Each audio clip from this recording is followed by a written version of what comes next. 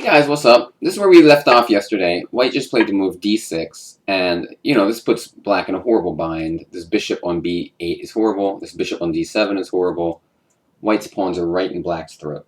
Well, it turns out that black defends pretty well from here, because I think the position's virtually hopeless, but he makes a fight out of it. So we're going to see what happens. Queen d3, a5, a3, e5. So he's getting this bishop is getting some scope now, so that's something to be happy about.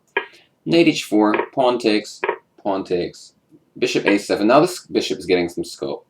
So Chigorin's done a good job of kind of extricating himself a little bit here. Now he even sacrificed his pawn, because after this move, if queen c4 check, knight e6 does defend the pawn. He went queen e4 though, threatening mate. Black went back. Went queen c4 again, knight e6, and now he played bishop to g6, attacking the rook.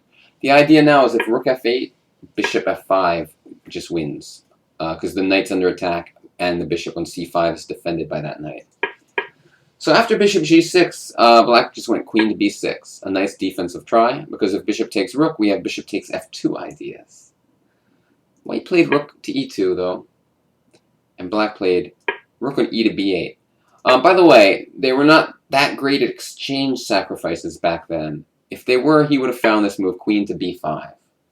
And after queen takes b5, c takes b5, bishop takes rook. Even bishop takes rook, I think, is the best move for reasons that I forget. Keeping the eye on the a5 pawn. Black is down the exchange, but has one pawn, and we have the d4 square, which is really crucial.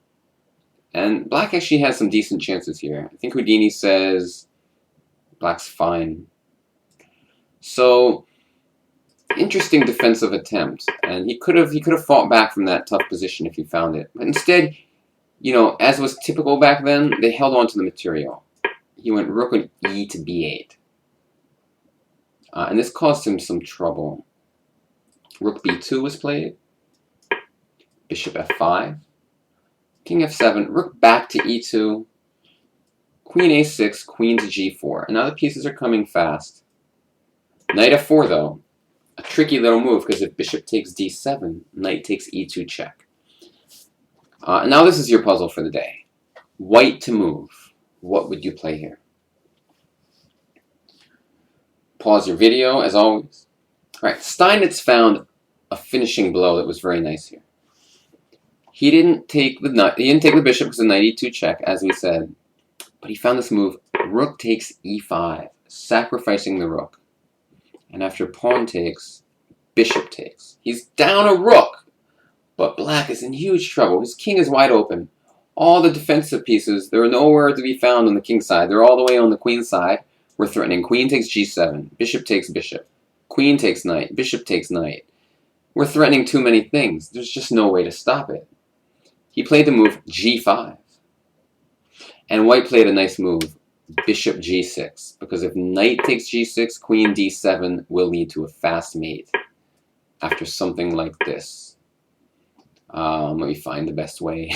d7, I guess? No, that's not the best. Let me find something better. I just take this first and then do the whole thing again. Check. Checkmate. Checkmate. My thing announces checkmate every time I do it. I should turn that off. So after bishop g6, black played king f8, but queen d7, threatening queen f7 mate is too much to handle. After queen a7, queen f5 check, king g8, he cut off this queen with d7, and black resigned, because there's no legitimate way to stop queen f7. Or bishop h7 is mate as well. So like rook f8, checkmate. Checkmate. So thank you for watching. A nice victory from Steinitz, although his technique was far from perfect. He had that overwhelming opening position. Black could have fought back if he found that exchange sacrifice. The exchange sacrifice is something that really became popular in the 20th century. I think the positional exchange sacrifices were not well understood in the 1800s. See you tomorrow. Bye-bye.